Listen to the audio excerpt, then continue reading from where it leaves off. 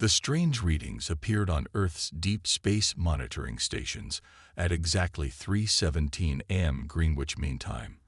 At first, the night shift operators thought it was a glitch. Then came the second reading, and a third. "Call Director Powell now," ordered Technician Jones, his eyes fixed on the screen as more anomalies appeared at the edge of the solar system. Within hours, every major observatory on Earth pointed their instruments toward the same sector of space. The images they captured stunned the scientific community. Hundreds of massive vessels, drifting in what appeared to be a damaged formation. "They're not attacking. They're dying," Powell said as she examined the latest telemetry. The strange ships showed evidence of severe external damage. Many were completely dark, while others flickered with failing power systems. When the first transmission came through, it wasn't in any human language, but the universal language of distress was unmistakable, a repeating pattern that any sailor or astronaut throughout human history would recognize. Someone needed help. It took Earth's best linguists and computers 3 days to decipher enough of the alien language to establish basic communication. The visitors called themselves the Talsarians, a species that had evolved on a world with high gravity and low light. Their bodies resembled Earth insects but stood upright on 4 of their 6 limbs, with their upper limbs used for delicate manipulation. Their technology appeared to be based on crystalline matrices rather than traditional electronic systems. Their main fleet suffered catastrophic damage passing through what they thought was empty space, explained Dr. Rivera at the emergency United Nations session. They encountered some kind of radiation storm that their sensors didn't detect until it was too late. Their primary systems are failing. Life support on many ships is already gone.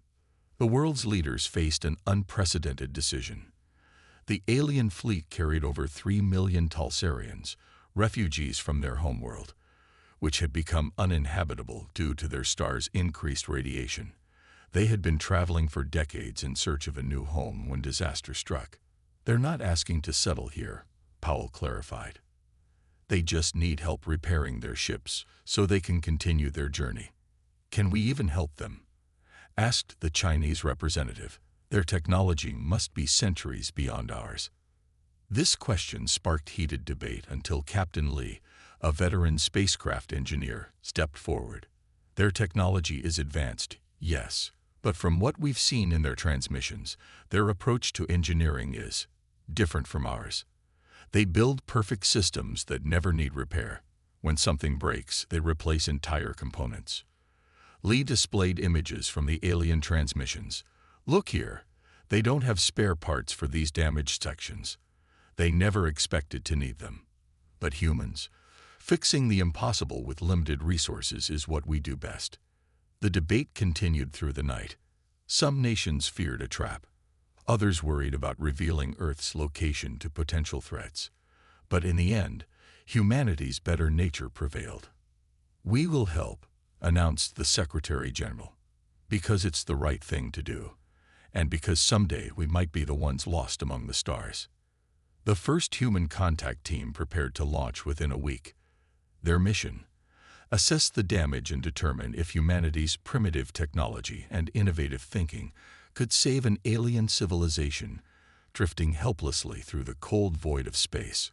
As Commander Ellis boarded the shuttle that would take him to the alien flagship, he looked back at Earth growing smaller below. "Ready for history, Commander?" asked his pilot. Ellis nodded. "Let's see what humans can teach the stars about survival." Commander Ellis felt his stomach lurch as the human shuttle docked with a massive Talsarian flagship.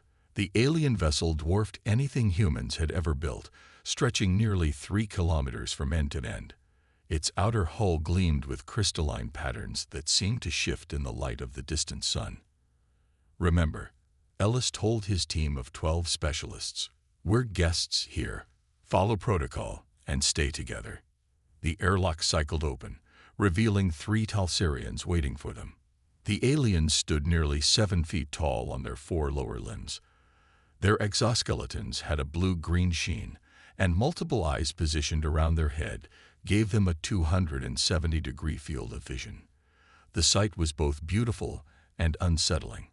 "We welcome you to the Shard Light," said the central figure, its words translated through the device, hanging from its upper limbs. "I am Navigator Trill, appointed to assist your assessment." Ellis stepped forward. "Thank you for your welcome. We're eager to help however we can." Trill led them through corridors that seemed to be grown rather than built. The walls pulsed with faint light, and Ellis noticed the temperature dropping steadily as they moved deeper into the ship. "Our people require less heat than yours," Trill explained. "We have adjusted the temperature in this section for your comfort, but it drains our limited power reserves." Chief Engineer Reeves discreetly activated his scanning equipment. "Commander," he whispered, "their power grid is operating at less than 30% capacity. They're running on emergency systems only." The assessment team was shown to a large chamber where dozens of Talsarians worked at crystal control panels. Maps and diagrams of the fleet filled the displays, most marked with flashing alerts. "This is our situation," Trill said bluntly. 47 ships have already lost all power. We've evacuated their populations to functioning vessels, but those ships are now dangerously overcrowded. Within 30 Earth days, critical systems will fail across the entire fleet. Dr. Wilson, the team's xenobiologist, studied the nearest display. "What's this reading?" "These life signs seem weak." Trill's upper limbs twitched in what Ellis guessed was distress. The youngest and eldest suffer most from the environmental degradation. "We've lost 800 already." A heavy silence fell over the human team. Ellis looked at the alien officer and saw, despite their profound differences, something universal: the burden of responsibility. "Show us your engine rooms," Reeves said suddenly. "Your power distribution systems. We need to see the damage firsthand." The Talsarians led them deeper into the ship. What they found surprised the human team.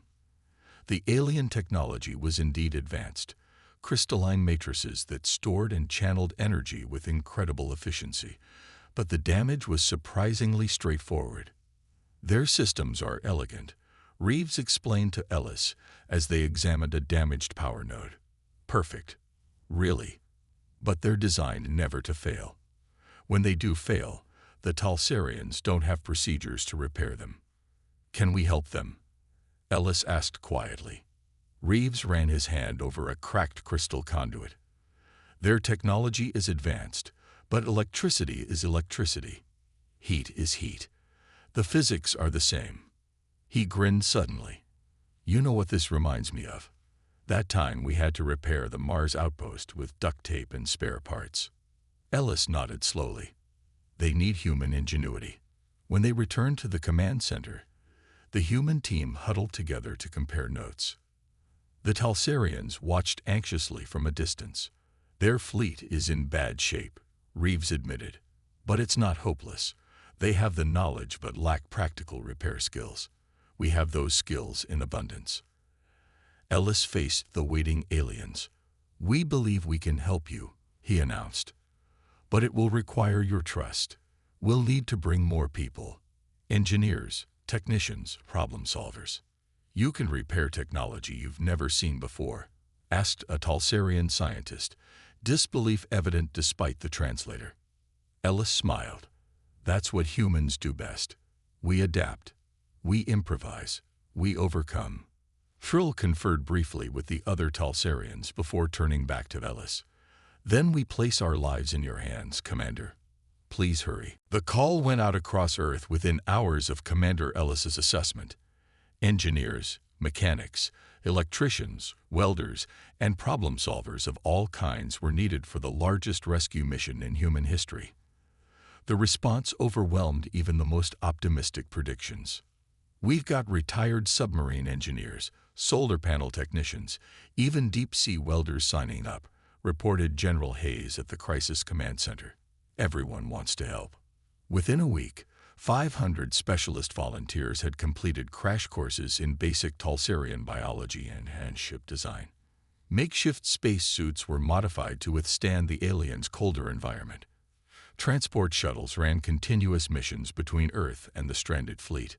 Jack Morgan, a construction foreman from Australia, found himself floating in the engine room of a Talsarian vessel called the Dawnseeker, staring at systems he barely understood. "It's like they never expected anything to break," he muttered to his teammate, a young electrical engineer named Patul. "No access panels, no bypass systems." The Talsarian engineer observing them tilted her head. "Why would we build things to break?" the translator device asked. Morgan laughed. "We don't build things to break, but we build them knowing they might." He pulled a simple metal tool from his belt. That's why humans never go anywhere without a good multi-tool. Across the fleet, similar scenes played out. Human teams worked alongside bewildered Talsarians, introducing concepts like redundant systems and temporary fixes, ideas strangely foreign to the aliens. On the medical ship Gentle Harbor, Dr. Walsh and her team faced an urgent crisis. The life support systems were failing in the nursery section, where thousands of Talsarian young developed in special incubation chambers. "The primary crystal matrix is cracked," explained the Talsarian medical director. "It cannot be restored without replacement." Walsh studied the fractured crystal that regulated temperature and atmosphere. "Maybe we don't need to replace it. What if we bypass it entirely?" The Talsarians watched in amazement as the humans rigged an entirely new system using parts salvaged from less critical areas of the ship, all controlled by a human laptop interfacing with alien technology through improvised adapters. "It's not elegant," Walsh admitted as the indicator stabilized, "but it will hold until proper repairs can be made." The alien medical director's limbs quivered with what the humans had learned was their expression of profound emotion. "You have saved our future generation." Not all interactions went smoothly. On the freighter vessel Abundant Provision, a human repair team accidentally triggered an emergency containment system, trapping themselves and 3 Talsarians in a rapidly depressurizing section. "We can't cut through this barrier," shouted Rodriguez, the team leader, as he examined the crystal-reinforced door. The Talsarian engineer, missed, froze in panic. "The safety protocols cannot be overridden. It is designed this way for absolute security." Rodriguez looked at the alien, then at his team. "Well, absolute security is about to kill us all." He pulled out a small welding tool. "Nothing is absolutely secure when humans are involved." By reconfiguring the tool to emit a concentrated energy burst and applying it to specific points in the door's structure, Rodriguez created a controlled failure that released the lock mechanism. As they escaped, Mist stared at the human. "You broke the system to save us. Sometimes you have to break the rules when the rules will break you," Rodriguez replied with a grin. After 3 weeks of round-the-clock work, progress was evident. 27 ships had been fully restored to operational status. Hundreds more showed significant improvement.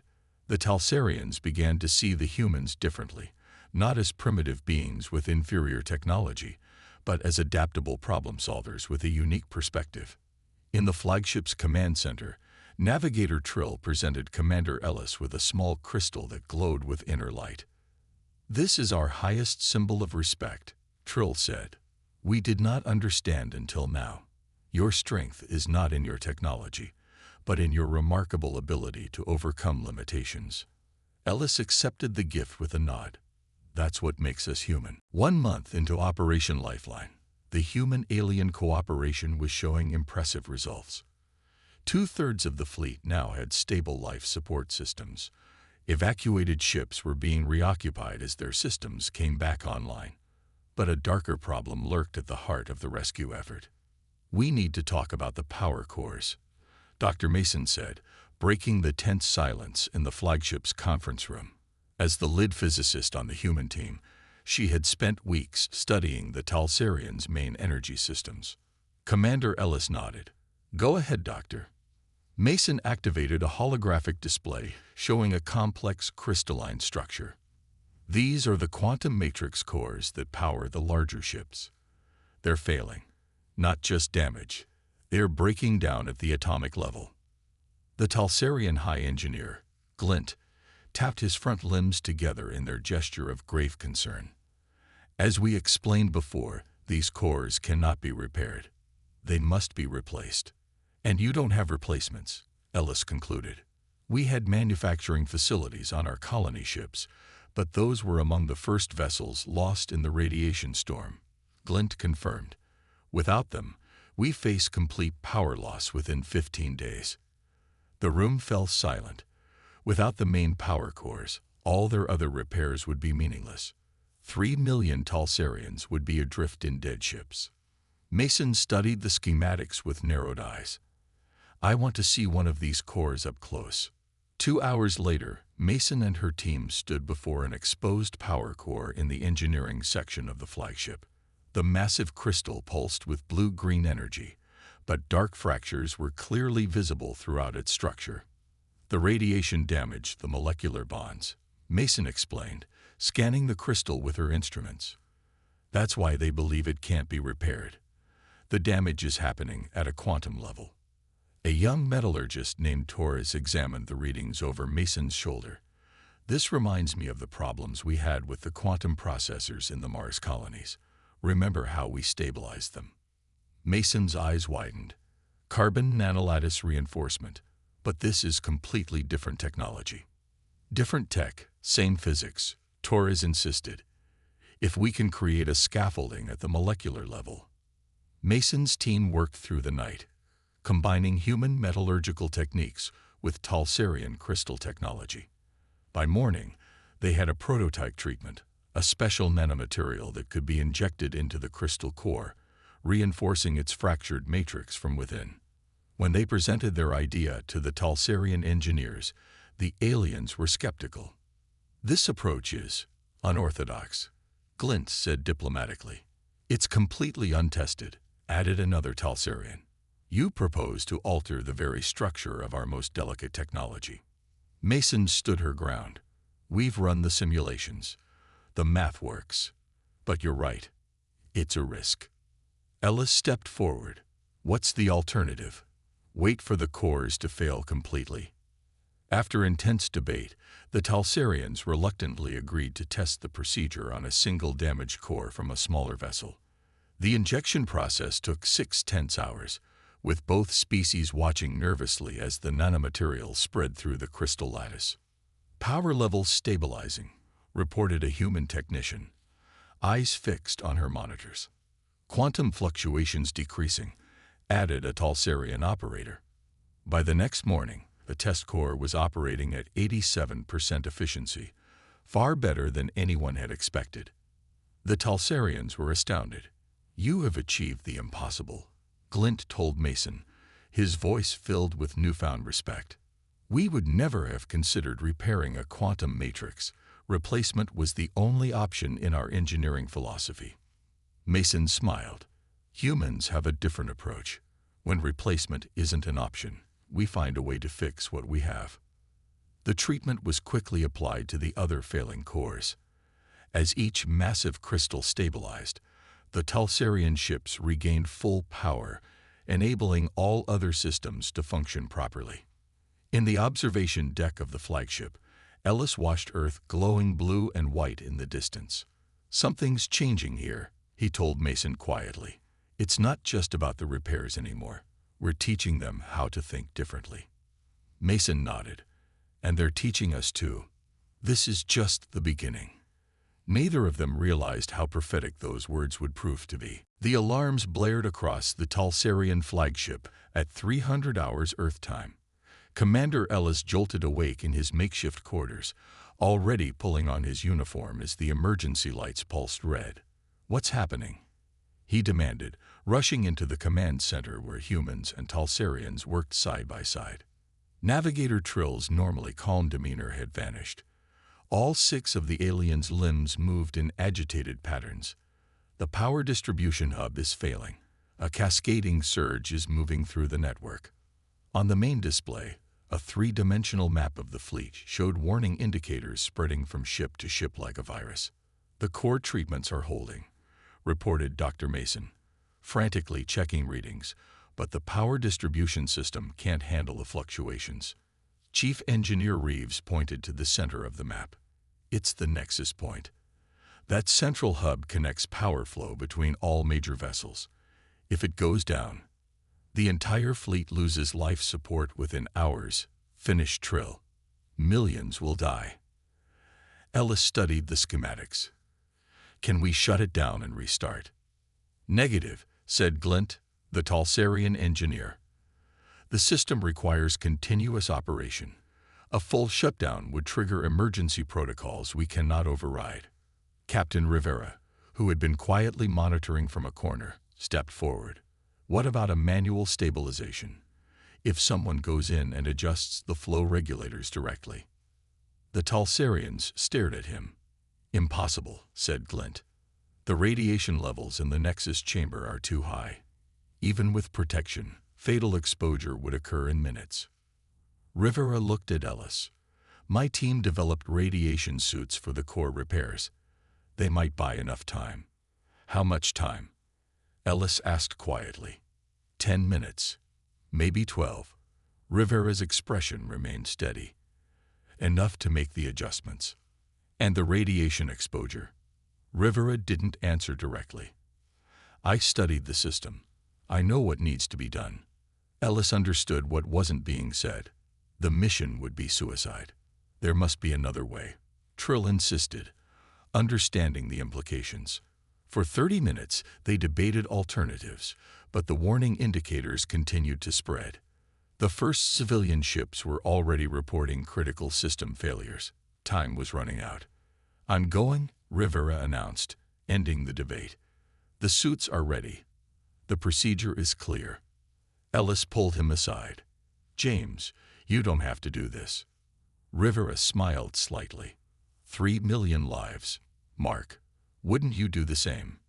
20 minutes later, Rivera stood before the massive airlock leading to the Nexus chamber. His modified suit gleamed with extra shielding, but everyone knew it wouldn't be enough. The regulators need to be manually reset in sequence. Glint explained one final time. We will guide you through the comm system, but interference will be significant. Rivera nodded, checking his tools. Let's not drag this out. The chamber beyond the airlock pulsed with blue energy. At its center stood the Nexus, a crystalline structure 3 stories tall that channeled power throughout the entire fleet. Damaged conduits sparked dangerously near its base. Radiation levels already at harmful threshold warned the suit's automated system as Rivera approached the first regulator panel. I see the primary junction, Rivera reported, his voice steady despite the crackling interference. Beginning sequence now. On the command deck, humans and Talsarians watched through Rivera's helmet camera as he methodically adjusted each regulator. The warning indicators across the fleet began to stabilize. 5 minutes of safe exposure remaining, announced the suit's system. Rivera continued working, his movements precise despite the growing radiation sickness. Junction 3 complete. Moving to the main array. Captain, your vital signs are deteriorating, Ellis said through the comm. We need to pull you out. Almost done, Rivera replied, his voice weaker now. Just need to reset the final sequence. The camera view became shaky as Rivera reached the central controls. His gloved hands trembled as he input the final commands. It's working, exclaimed Mason from the command center. Power flow is stabilizing across the entire network. As the Nexus settled into a steady pulse of energy, Rivera sank to his knees. Mission complete, he whispered. Get those people home. When the rescue team reached him 5 minutes later, Captain James Rivera was still smiling. The memorial service for Captain Rivera was held in the Great Hall of the Talsarian flagship. Humans and aliens stood together in solemn silence as Commander Ellis spoke of his friend's courage. What surprised the human delegation most was the Talsarian response. The aliens had created a crystalline monument that captured Rivera's image in 3 dimensions, eternally lit from within by energy, drawn directly from the Nexus he had saved. We have never honored a non-Talsarian before, explained High Elder Sphere, the fleet's civilian leader. But your Captain Rivera gave his life for our people. We will carry his memory to the stars. In the days that followed, Something profound changed between the two species. What had begun as a technical rescue mission transformed into a cultural exchange unlike anything in human history. Dr. Nadia Kim, head of the scientific team, found herself surrounded by Talsarian researchers in a newly established laboratory on the flagship. "Your approach to quantum physics is unusual," said the lead Talsarian scientist. "Shimmer, you view uncertainty as a fundamental property, not a problem to be solved."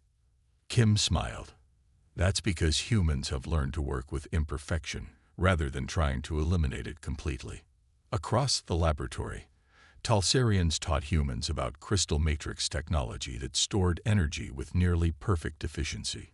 In return, humans demonstrated adaptive programming that could respond to unexpected situations, a concept the aliens found revolutionary. "Your computers are slower than ours," observed a young Talsarian named Prism, "but they can change their function completely through software alone. Our systems are faster but fixed in purpose." On the engineering deck, Chief Reeves supervised joint teams that combined Talsarian precision with human improvisation. The results amazed both species. "Look at this," Reeves said to Ellis during an inspection tour. "We've increased their power efficiency by 27% using materials they never considered compatible. Meanwhile, they've shown us how to miniaturize our drive systems by a factor of 10. The Talsarian Council formally requested a meeting with Earth's representatives. In the grand chamber decorated with both human and alien symbols, High Elder Sphere addressed the assembled delegates. "We must acknowledge a truth that is difficult for our pride," the elder said, multiple eyes blinking in their cultural gesture of humility. "Despite our technological advancement, we would have perished without human assistance." The elder's upper limbs moved in formal patterns. "Our species evolved toward perfection and predictability. We built systems that never failed, until they did. We had no concept of repair, only replacement. No understanding of adaptation, only adherence to design." Ellis watched the translator, struggling to capture the emotional nuances of the elder's speech. "We offer an exchange," Sphere continued. "Our scientific knowledge for your innovative spirit. Both our species would benefit from what the other possesses." The human delegates conferred briefly before Ambassador Chen stood to respond. "Earth accepts your proposal with gratitude and hope," she said simply. "The stars have brought us together for a purpose greater than survival alone." That evening, Ellis found himself on the observation deck with Navigator Trill, watching Earth rotate slowly below them. "Your world looks peaceful from here," Trill observed. Ellis laughed softly.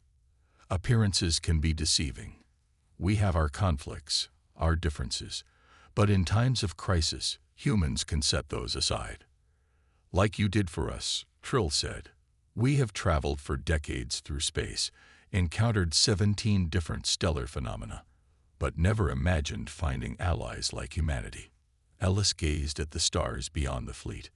"What happens now? Will you continue your journey?" Trill's limbs moved in the gesture Ellis had learned meant careful consideration. "The Council is discussing alternatives," the navigator replied. "Your solar system has several habitable locations suitable for our biology. Perhaps our journey has reached its destination." As human and alien stood together contemplating the future, data streams flowed between the fleet and Earth. The first pages of a new chapter in both species' histories were already being written. 2 months after the first distress signal, the Talsarian fleet hung in stable orbit around Jupiter. The massive gas giant's radiation-free Lagrange points provided perfect positioning for the alien vessels, now fully repaired and operational. On the largest moon, Ganymede, something unprecedented was taking shape. "I still can't believe how quickly they approved this," Commander Ellis said, gazing through the shuttle viewport at the construction below. The joint colony sprawled across Ganymede's surface like a glittering web, human and Talsarian structures blending in harmonious design. "After Captain Rivera's sacrifice, there was no real debate," replied Ambassador Chen as their shuttle descended toward the landing pad. "The public demanded we help them settle." The welcome committee consisted of both species, Talsarian dignitaries standing alongside human officials. 6 months ago, the sight would have seemed impossible. "Welcome to New Harbor," greeted High Elder Sphere as they disembarked.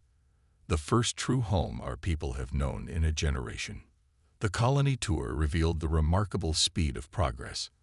Talsarian crystal technology had been adapted to create habitats suitable for both species despite their different environmental needs. Human-designed transport systems connected the various sections with efficient simplicity. "The medical exchange has been particularly successful," explained Dr. Walsh, leading them through a joint research facility. "Their regenerative techniques are revolutionizing our treatment of nerve damage. Meanwhile, our vaccines have already prevented an outbreak that might have devastated their population." In the central plaza, Ellis noticed Talsarian and human children in a shared play area, the youngsters seemingly unbothered by their biological differences. The Talsarian young scrambled on more limbs, but the games they played with human children needed no translation. "They adapt so quickly," Trill observed, now serving as the colony's liaison officer.